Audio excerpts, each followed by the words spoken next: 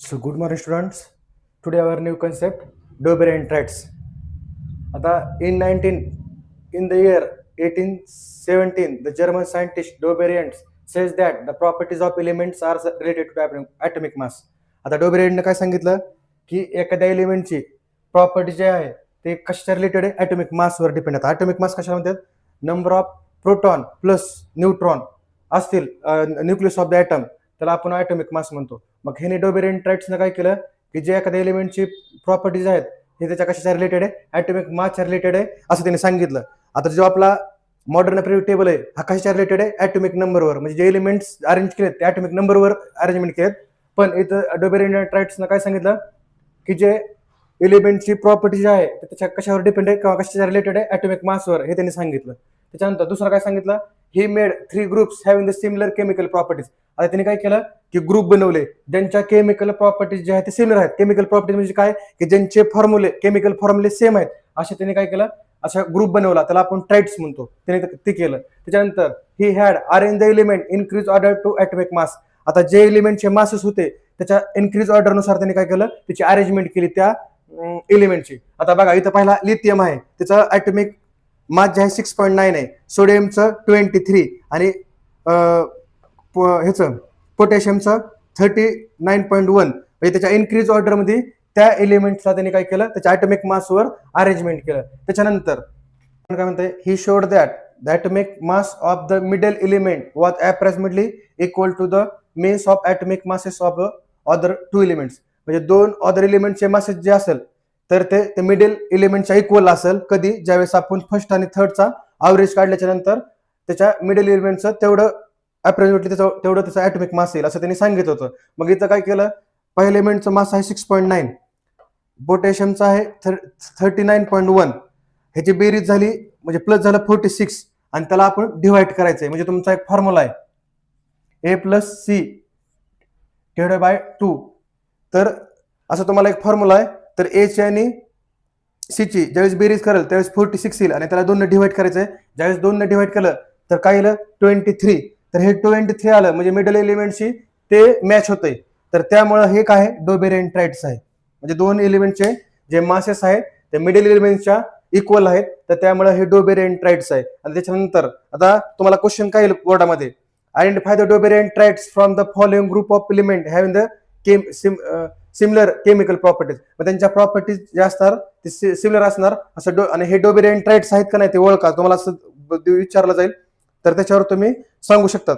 आता इथं बघा इथं मॅग्नेशियमचं दिलंय 24.3 दिलंय.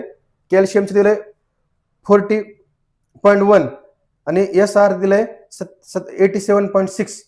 आता ज्यावेळेस आपण फर्स्टची आणि थर्डची बेरीज करतोय म्हणजे ह्या दोघांना प्लस करायचं किती आलं 111.9 डिवाइड बाय 2 आणि ज्यावेळेस आपण त्याला ॲव्हरेज काढला तर किती आला 55.95. तर आपलं मिडल एलिमेंटचं ॲटॉमिक मास किती 14.1 आहे. तर त्याच्या 2 एलिमेंटचं जे मास आहे तर ते मिडल एलिमेंटशी मॅच होतंय का तर नाही होत. तर त्यामुळे हे डोबेरियन ट्राइट्स नाही समजतंय. तर इथं किती दिलंय 40.1 दिलंय आणि आता आपलं उत्तर किती आलंय 55.95. तर हे डोबेरियन ट्राइट्स नाही. तर ह्याच्या इक्वल याला पहिले इक्वल असेल तर डोबेरियन ट्राइट्स नाही तर नाही. त्याच्यात याचं जे ॲटॉमिक मास आहे 32.1 आहे आणि SCचं माप आहे 79.0 आणि TEचं माप आहे 127.6. आता असे ॲटॉमिक मास दिलेत. आता आपल्याला पहिल्याची आणि तिसऱ्याची बेरीज करायची किती आली 159.6 आणि त्याला डिवाइड म्हणजे ॲव्हरेज काढायचं आपल्याला.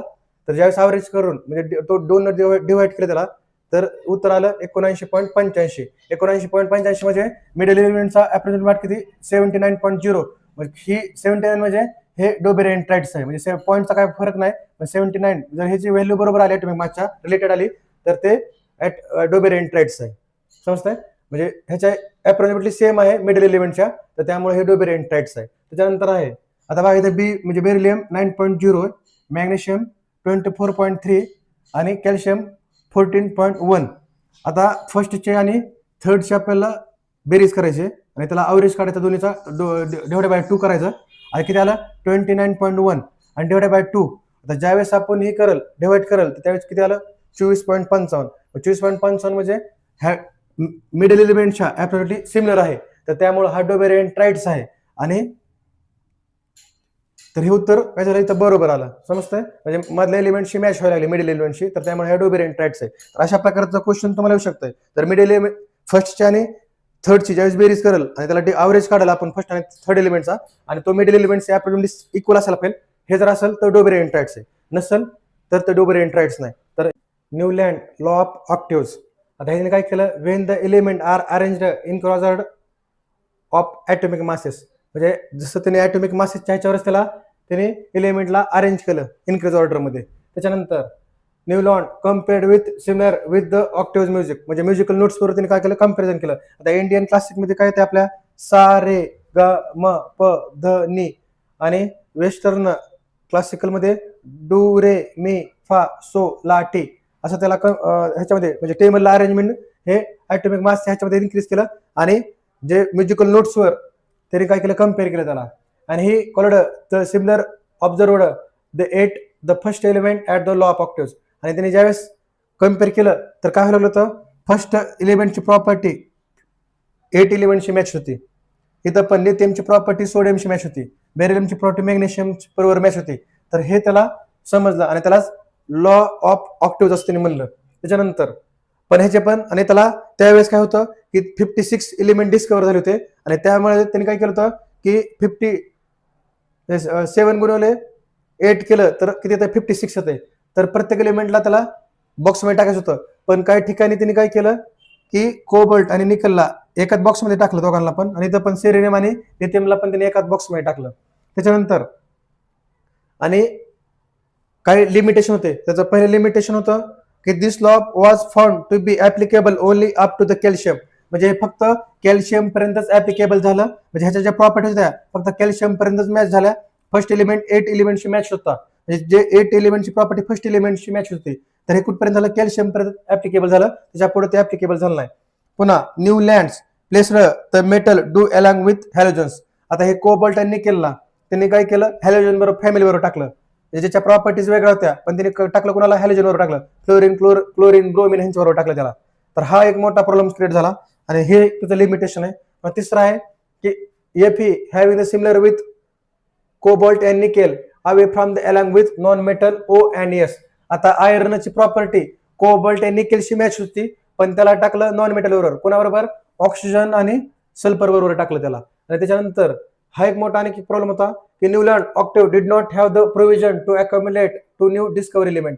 आता 56 बॉक्स असल्यामुळं एखादा एलिमेंट जर डिस्कवर झाला तर त्याच्यासाठी त्याला कुठं टाकावं किंवा त्याच्यासाठी प्लेसेस नव्हतं त्या ह्याच्यामध्ये न्यूलँड ऑक्टिव्ह मध्ये, तर त्यामुळं किंवा त्या टेबल्समध्ये नव्हतं, तर त्यामुळं हे सुद्धा त्याच्या पुढे एक चॅलेंज होते. आणि हे 4 लिमिटेशन झाले, तर त्यामुळं न्यूलँड ऑक्टिव्हला सुद्धा लोकांनी एक्सेप्ट केलं नाही.